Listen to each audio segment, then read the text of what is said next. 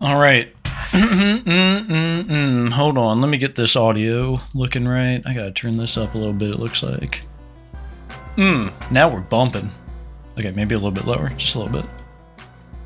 Okay, that should be fine. Okay, well, we're just gonna hop right into it. This is the breakdown for weeks 3 and 4 of the NCPBL. Yeah, sorry I've been kind of slacking with that, boys. I was super busy last week, didn't really have time to get the breakdown all the way in. So, yeah, here we are. Better late than never, I guess. I am gonna do my absolute best to get, like, as much info as I can for all of these games and try to remember it as it's going. Last week's games might be a little bit hazy in my brain, so maybe might miss a thought here or there, but we'll just kind of go into it. So Tommy and Tyler played off first, and this game was a nail-biter. Came down to a 3% roll. Well, the roll went to 3%, but there was a roll to kill, and yeah, one of them didn't get it. So right here, Tyler makes 2 amazing plays in the first 2 turns of the game, switching into Espeon, getting Cresselia toxic, and then going and tricking the Miltank. So now Tommy's 2 main defensive walls on his team are, you know, not in a great position. I do remember talking to Tommy. Oh, the Sun with the Moonlight's actually kind of crazy, getting 75% health back, which is pretty funny. If he Moonlighted right here, it would have been awesome. But anyway, yeah, so Tommy doesn't really have a whole lot of Darmanitan answers here.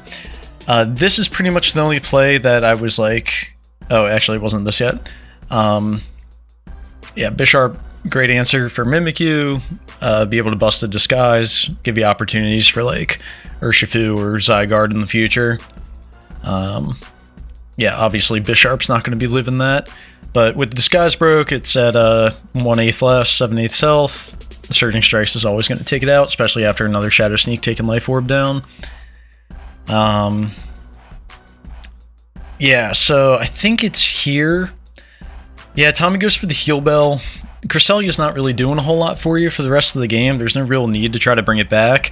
Could have just soft-boiled, or milk drinked, I mean, to waste PP from Espeon and see what his pivot is and kind of go from there. Even though you can't attack into him, there's nothing really on his team other than maybe Kyurem that could get a substitute down that you'd really be scared of with Miltank.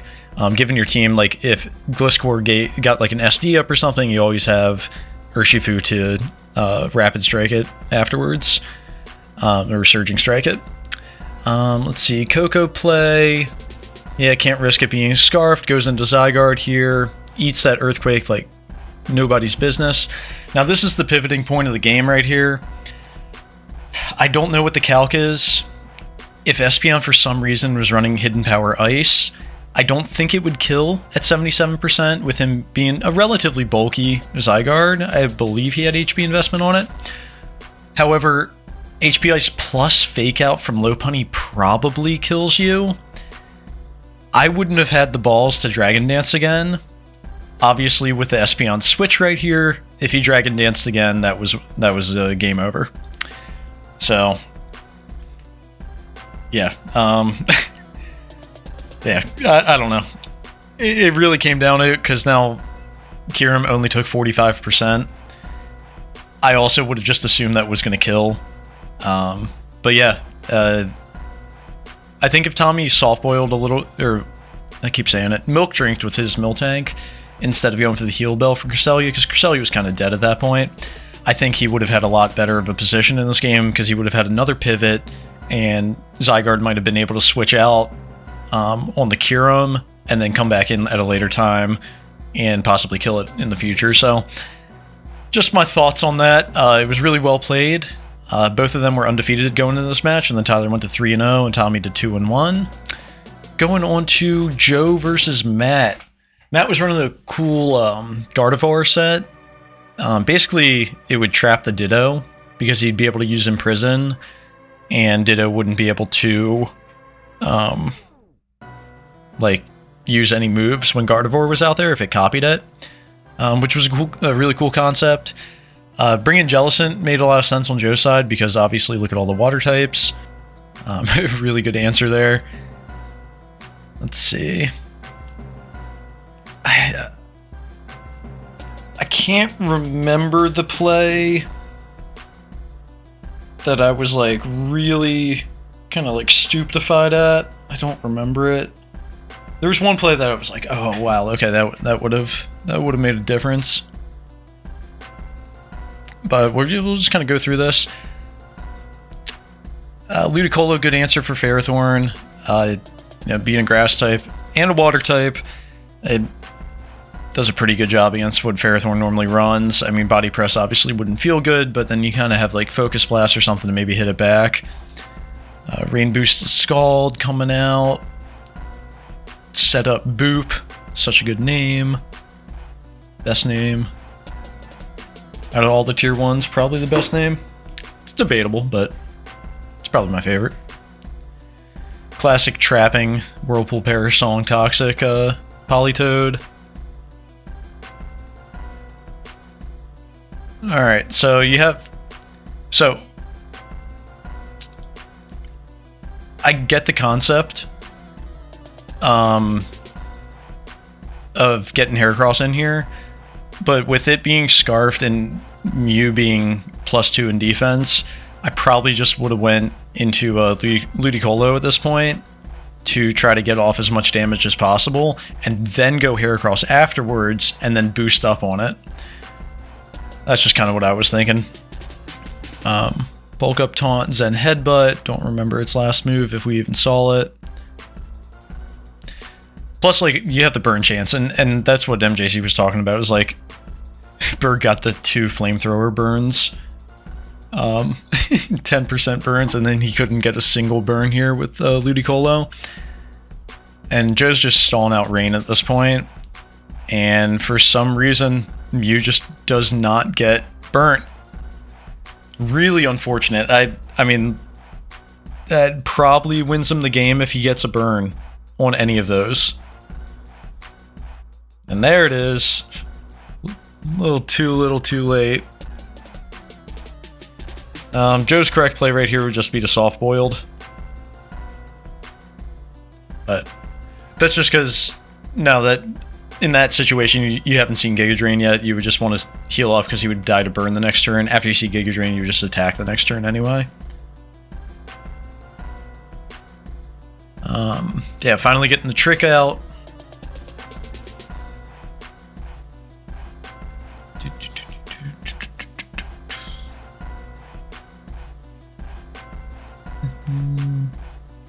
Fat Swampert, top fragging to the grave.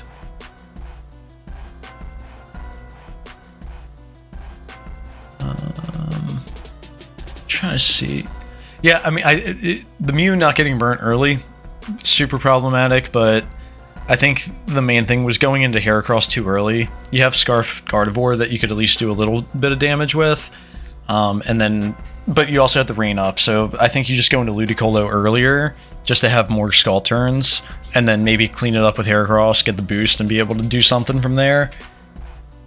Just an idea. I mean, this was a tough matchup. Joe's team is really good against Rain, especially what he brought with Ferrothorn and Jellicent, like, and obviously Ditto, like, all these are Rain using Mons for the most part, and Ditto could just become one of them, so Joe has a really good Rain matchup with this team. Yeah, just cleaning up from here, it looks like. Can't remember what it... I mean, this is just BM at this point.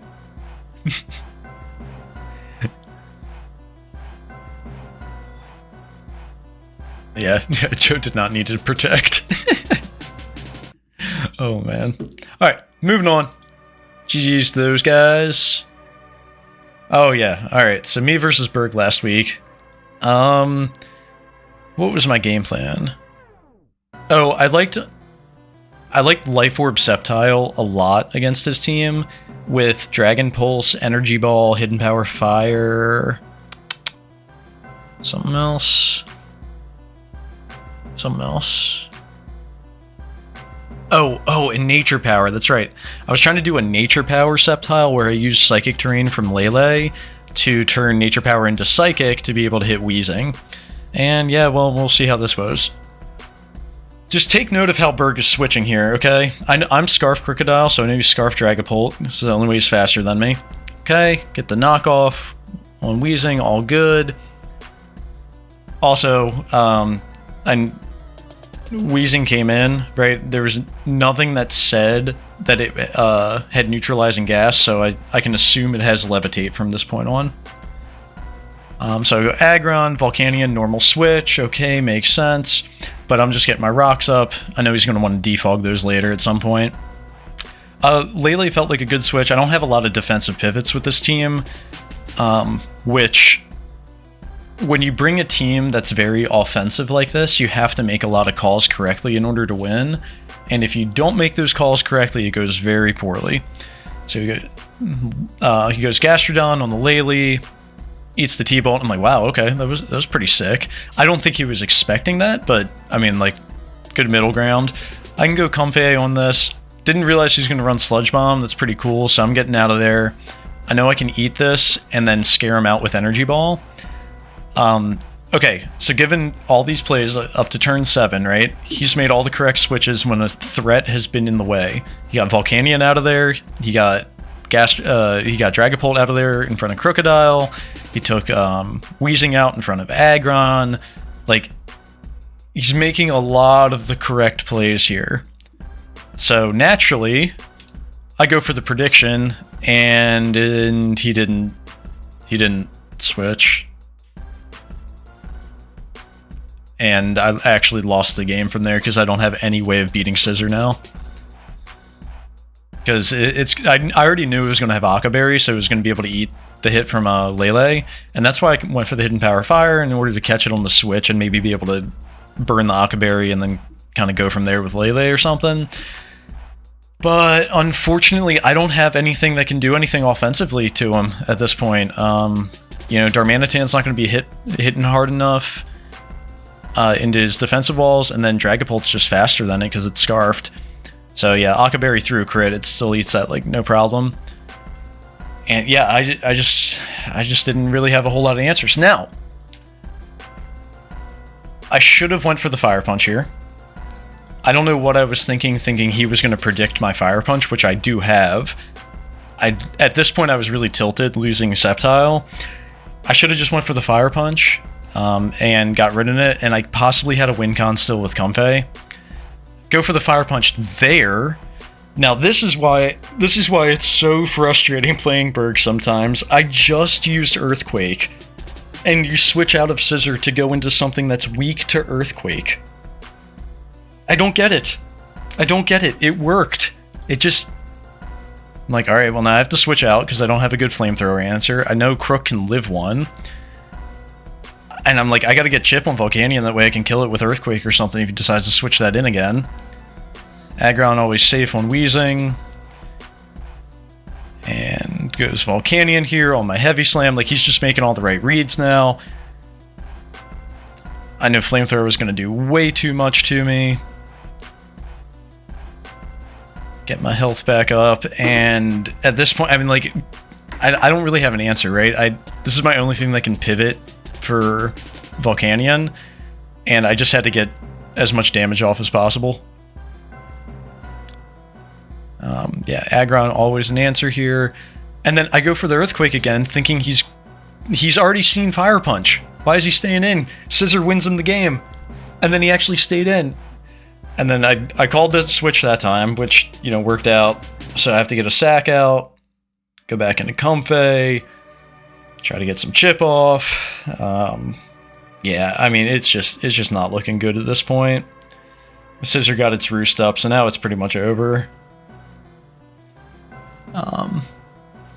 Yeah, Dragapult's going to be able to bop me really hard, gets the burn, so now my Heavy Slam, I mean, it probably wouldn't have killed anyway, but like, this game was beyond over at this point.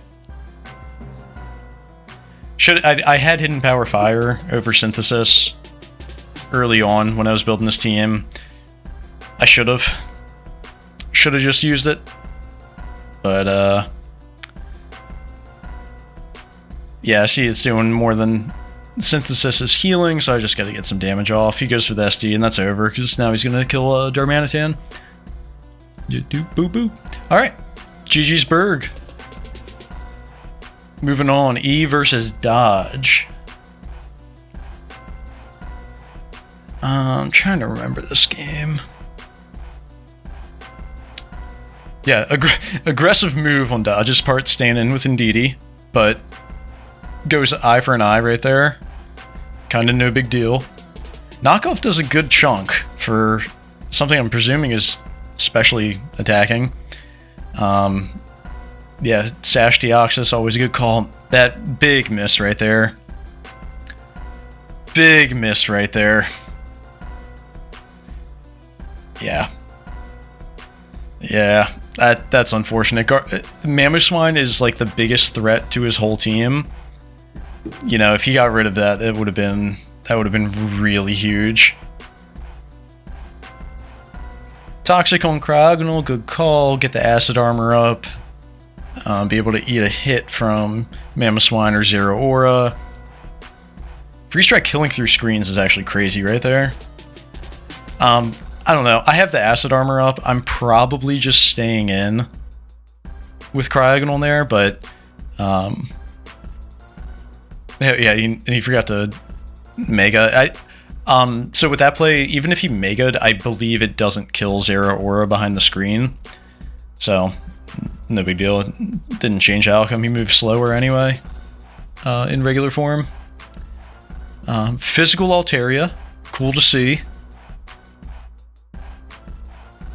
Yeah. Sub-Zero Slammer. Pretty sick. Pretty sick.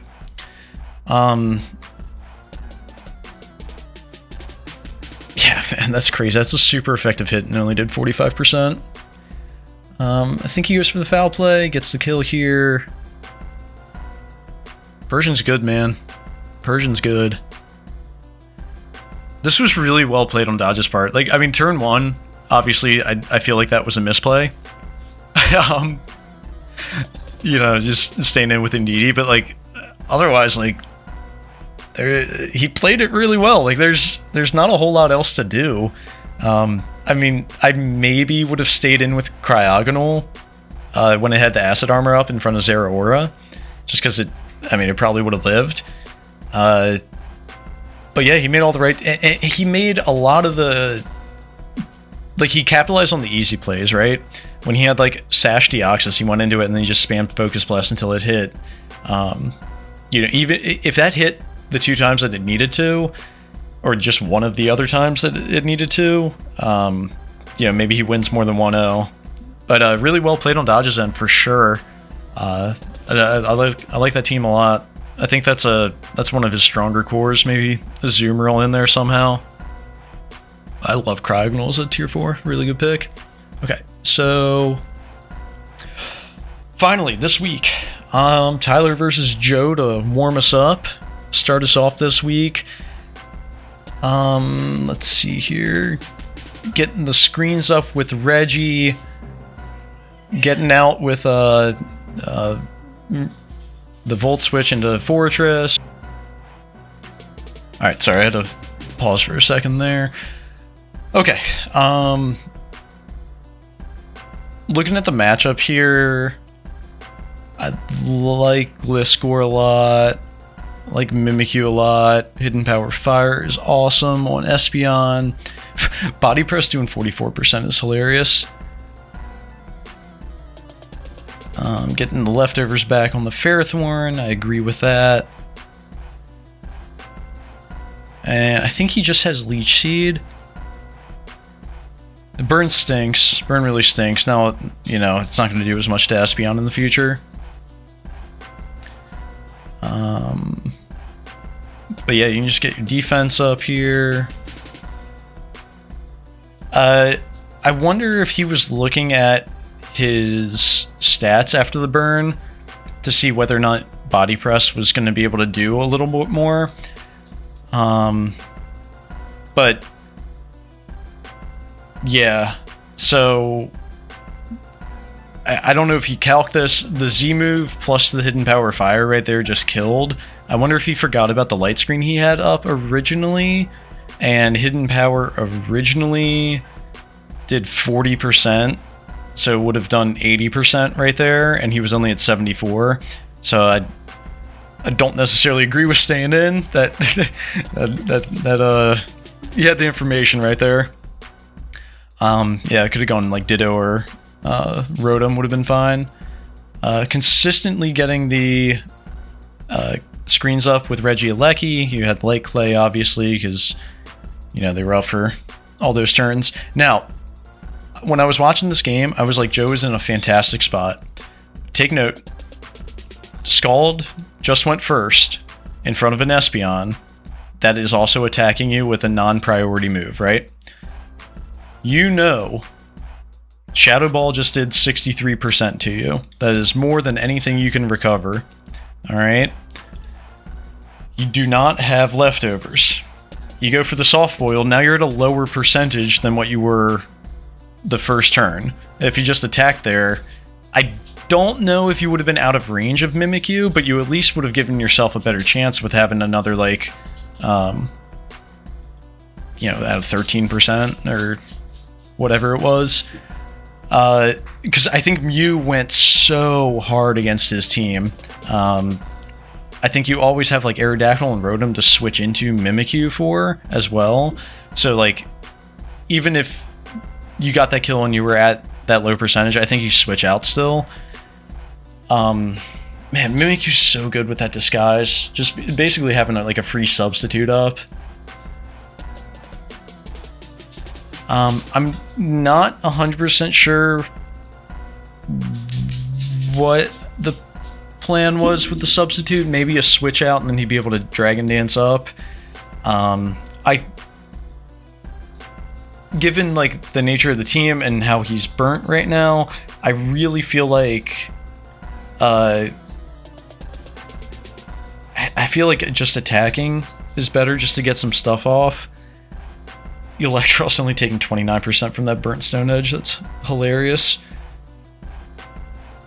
Alright, so I don't know if his Rotom had Hidden Power Ice or not, but obviously Gliscor's looking like an issue with 2 electric types up. Okay, goes for Outrage here. Go Ditto. Get your Outrage on. You got rid of the Fairy type. You kind of start working here. Unfortunately, Fortress is just a bulky boy. Alright, you're locked into Outrage, so it is what it is. Custap Berry Explosion's actually hilarious. And he was faster with Gliscor anyway, I guess that doesn't really matter. But yeah, no, good game. Tyler prepped really well for this game for sure. I know he was saying he only wanted to run a Dragon-type move on Kyurem in case Ditto copied it, and then he'd have Mimikyu to switch into it. And then Ditto copied Kyurem and Mimikyu was already dead, so that didn't really work. Yeah, we will move on. Let's see, that was that game. Okay, perfect. So yeah, me versus Matt. I built this team when I had COVID, and I didn't really remember what I was smoking when I put it together. I think the idea was some sort of Belly Drum Zen mode Darmanitan, but then Matt brought his full rain team against me, and yeah, it doesn't really look too good against that, especially with Aqua Jet from Kabutops. I'm running Scarf Infernape because Scarf Infernape is 1 point faster than Jolly Swampert, I believe, while Jolly Swampert is in rain. Yeah, he brought a full rain team. If you noticed, Aggron is weak to every single Pokemon on this team, so it was my Vicious Friend switching. Yeah, it had to be fodder for that. Just getting screens up here with Slowking. I'm still thinking I want to try with Darmanitan to do something here. And I went for the Reflect preemptively because I didn't want to get stuck in with Politoed. So this is for the 4 physical attackers that he has left on his team. Obviously, Politoed's specially attacking, but I'm not really too concerned with it. I double back just to kind of see what he does. Like, okay, alright. Well, he's just going to Toxic Stall me. Probably has Perish Song as that last one. Going to trap me here again with Whirlpool. I'm like, okay, you know what? I can do that Whirlpool trapping if I have Light Screen up and I already burnt some rain turns. Now I can Giga Drain with Xatu, I can burn some more rain, maybe end up getting a kill or something. This was a little scary because I was Choice Scarfed Xatu, so now I'm locked into Giga Drain. And thankfully he can't Toxic me, so I am going to be able to like get enough passive health back. And before he has to switch out for like Parasong or something. I go Slowking here, I see it's a knockoff, I'm like, okay, this seems like a really strong candidate to be Scarfed. So I'm going to go into Comfey and set up. And after getting my Life Orb knocked off, I get a Calm Mind up, he switches to Politoed, resets the rain, I get another Calm Mind up here.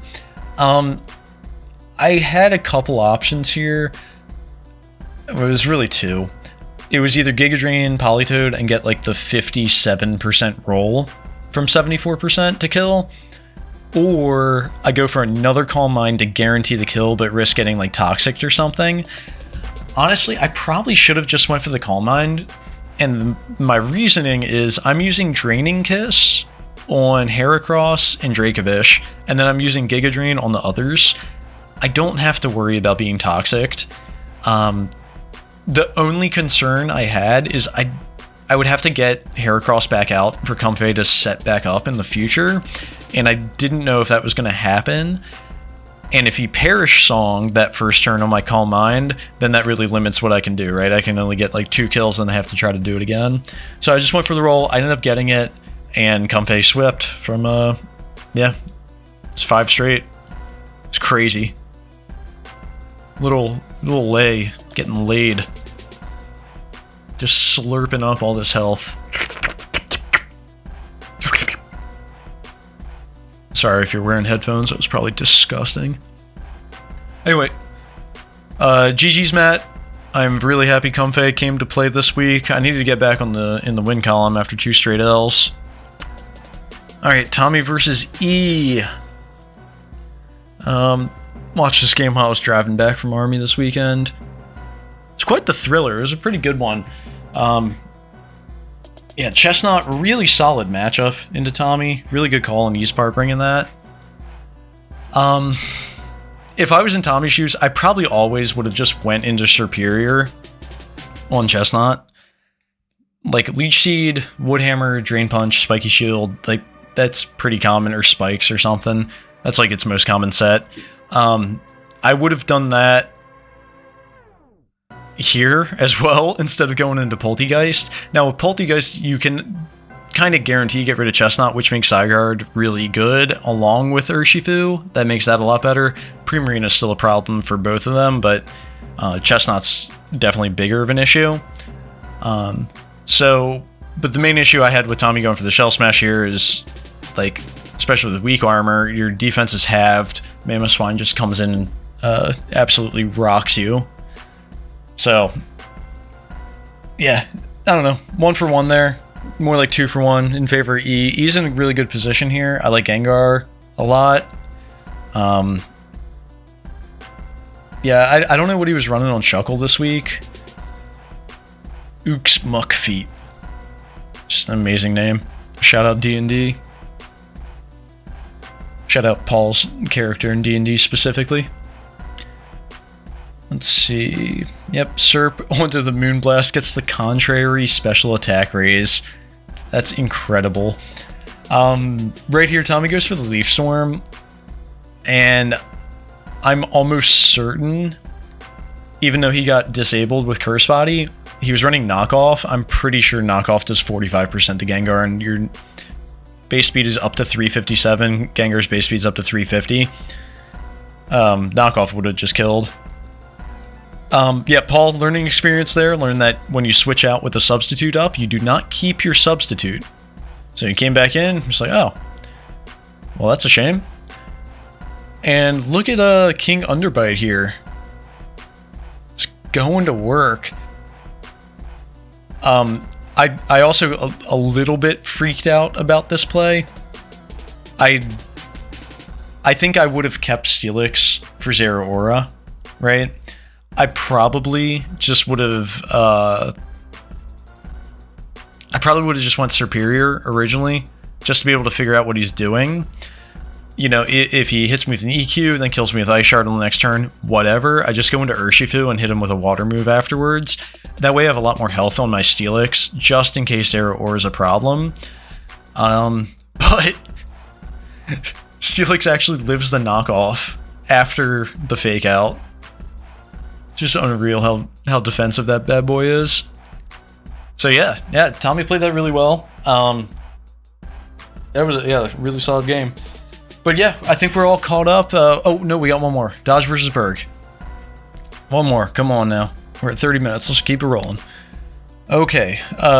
Lead Spaghetti Arms, Hidden Power Fire into the classic Akaberry Scissor. Gonna see that every day of the week. So it's a Burke staple. Suicide Rocks. Burnt the Akaberry. Not the worst turn.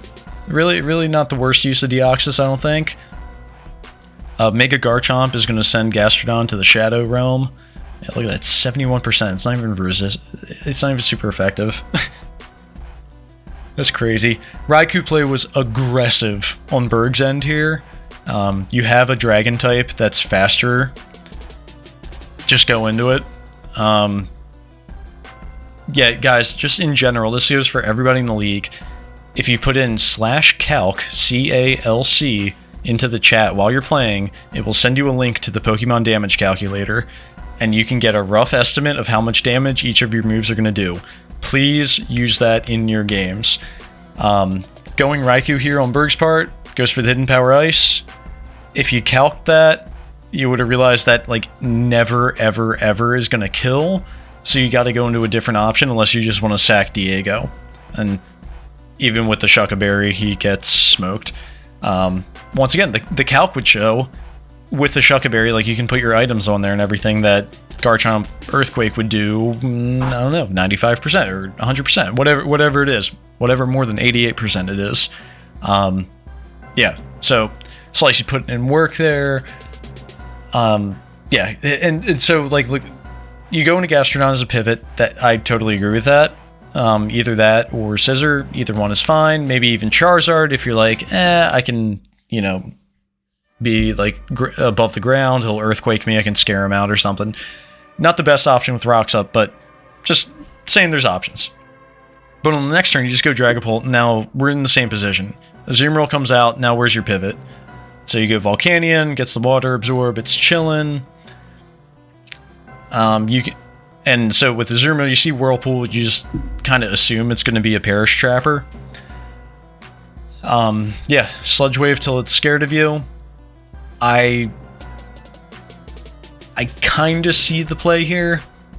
Get the Rocks Up, maybe get a Dragon Dance off with Charizard and be able to win. Main issue with that is that Azumarill is still really healthy. Dodge hasn't had to use it as a pivot for anything other than a Dragon move yet. And... now, let's see. And remember, if you hover over the Pokemon, it says speed 184 to 328, 211 to 361. Yep. So, yeah, that's pretty much how that went. I mean, at this point, Burke doesn't have a whole lot of offensive pressure. Scissor is obviously still scary. Scissor does a lot of work. Definitely never over when you have Scissor, but with Dodge having Psychic Terrain and everything, and a pretty bulky Azumarill, he's not in a terrible position. Gets the Toxic up, Steam Eruption, wipes out Dumbcat. Burke's played Volcanion very well this season, I will say. Yeah, see how this is a good pivot for Zygarde. You realize it's Scarf because it's going faster than you. And then you go Scissor here. Knock it out. Pretty huge. Now Indeedee, if you remember, you used your Akaberry on the Hidden Power Fire from Deoxys on the first turn. So you got to go to Volcanion here. Because Mystical Fire is going to send you packing. Now... you gotta get really lucky with some pivots here at the end to be able to do anything, because I think Dodge is in just a really strong position with this core of Pokemon he has left. basically he can just pair song and win the game from there. Yeah, there's nothing Volcanion can really do at this point. Just protect, eat another turn, and that's it. Yep. So, alright, that's everything I think I wanted to cover. Let's just see, is there anything up here I can talk about? Can I move this a little bit? There we go. Okay. Yeah, Tyler at the top, followed by Tommy, then myself, Burke, Dodge, E, Joe, MJC. One thing I was looking at in the schedule, we have had so many games that are just complete, like, blowouts. It's like, this week was our best with having two-point differentials. Like 4, 4, 3, and a 1, 5, 3, 3, 3, 5, 5, 1, 4. Like we're just blowing each other out right now, and there's no rhyme or reason to it. If you look at the like who's winning the games and everything, it's just all over the place. Like I think Burke 4-0'd me, E 3-0'd me. Like it's been all over the place. So yeah, okay. Well, I'm gonna end it there. Been talking long enough. Make sure you guys get your games in by Sunday, and oh, I'm going to put something in Discord as well about how to use Porygon, so keep a lookout for that. If you win your match, you are the one supposed to upload it to the website, and I will show you how to do that. It's very simple, and it saves me a ton of time. So I will catch you guys in the next one. Peace.